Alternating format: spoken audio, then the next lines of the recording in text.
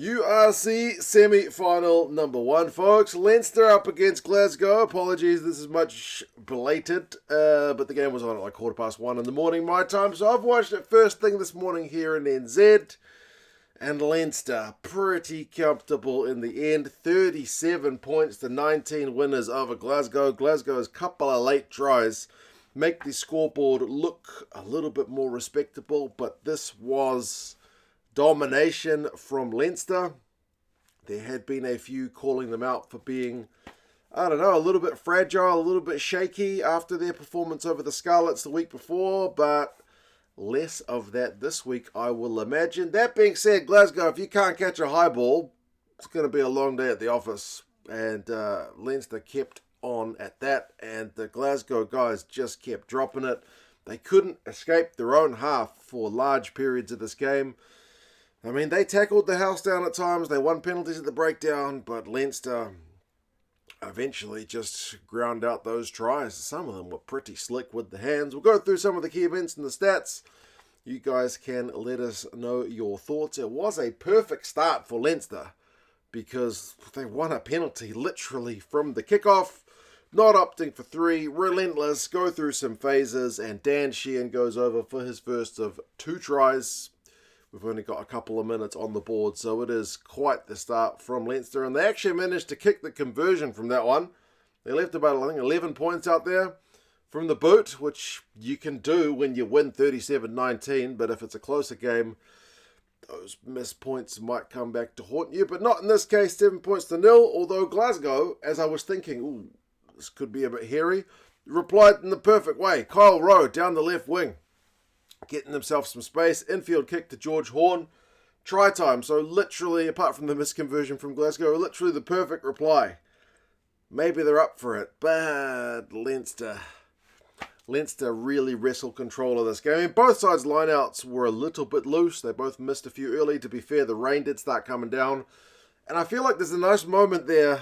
Nice is not the right word. But on like 14 minutes, there's a bit of handbags. And handbags in front of the home crowd definitely get the home crowd fired up. And that's where you really start getting some chance of Leinster. And I feel like the gear gets taken up a notch from a Leinster perspective. Rain, as I said, starts really coming down. Glasgow are having to hold on because they cannot get out of their own half. Leinster are just throwing wave after wave at them. They can't score, though. Eventually, it's maybe a credit to Glasgow's defence. Leinster opt for 3 points. They have to because they've been getting nothing out of all this pressure they've been putting on. So it's 10 points to 5 after 20 minutes, which is still a one-score game. Glasgow by no means out of it, but they need to get out of their own half. Can they do it? No. Leinster just keep throwing the kitchen sink at them. It looks like there's been one final try when Glasgow did actually have some ball and coughed it up, and Leinster hit them on the break, but that one gets chalked off by the TMO for a forward pass from Gibson Park, but it doesn't really matter in the scheme of things because literally a minute later, nice hands from the Leinster back line. The final back of the hand pass from James Lowe is an absolute peach. It's slick to Osborne, and it's 15 points to 5. So here's where we're looking at a two-score game now, already starting to look like a very big uphill battle for Glasgow. I've watched a couple of Super Rugby games which have seen two-score leads overhauled just the day before, so I wasn't by no means writing them off, but when you can't escape your own half, it's hard to believe that anything is going to change in this one. Then, I mean, the knocking-ons of the high balls continue, and they literally punish it on 32 minutes to Leinster. It's a Glasgow knock-on from a high ball. It results in a scrum. The scrum results in a penalty. The penalty results in the Leinster backs having a crack, and then Clarkson burrowing over from close range, 20 points to 5. At that point, if the fat lady ain't singing, she's well warmed up. Then you get Horn knocking it on from a line out in his own half. He didn't have his best game, sadly. A few coughed up balls. That leads to more Leinster possession and territory in the right end of the field. Maul time over in the corner. Dan Sheehan, 25-5 at halftime. It's pretty emphatic from Leinster. Second half, guess what? They kept putting in those high balls, and Glasgow keeps struggling with them. Barrett gets held up, so close to a try for him, but not quite. again, it's more Leinster pressure, unable to convert for the first 10. They opt for a 3-pointer. Pretty kickable, but Prendergast hits the post with that one. So, yeah, it's a little bit of a chink in the armour that Leinster did miss a few points from the tee in this one. Again, the pressure's not really on.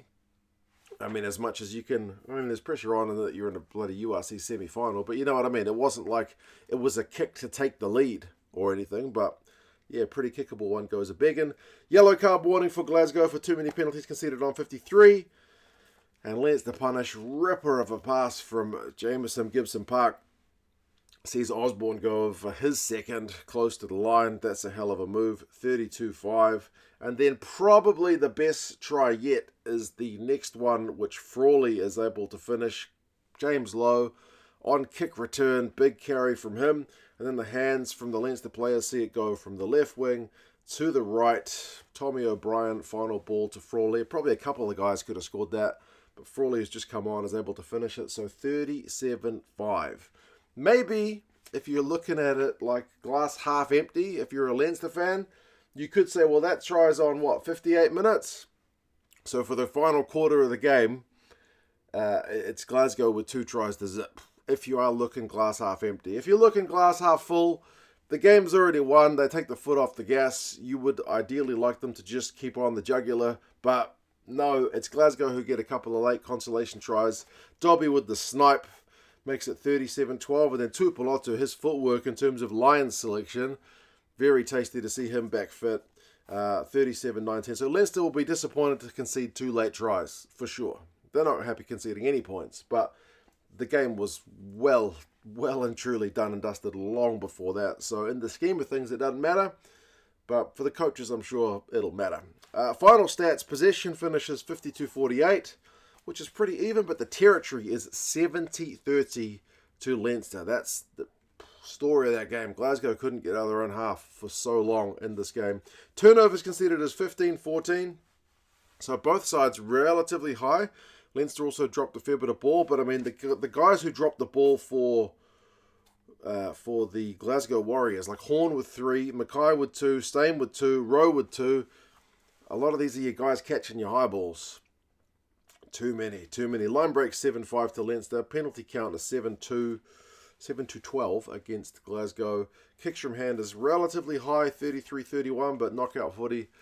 It kind of makes sense, especially with a bit of the rain coming down. Sheehan busy around the park, 17 carries from him, couple of tries. Jimmy O'Brien, 14 carries. Tuipulotu had a couple of line breaks, and Darge had 19 tackles, but ultimately it's Leinster pretty comfortably in the end. They will host the final. I don't know who they're going to play yet because I'm off to watch the Bulls take on the Sharks. Hopefully that was a bit of a closer game than this one, because this one, as I said, was pretty emphatic. If you want a British and Irish Lions jersey ahead of the tour, check out the link down in the description. 2 Cents Rugby. This channel is an affiliate of the British and Irish Lions store. If you want to get some official gear, check that link out down in the description. It'll tell them that 2 Cents sent you. But yeah, you guys take care of yourselves. Let us know how you think Leinster are going to go in their first ever URC final. And I will talk to you guys again soon. See you later.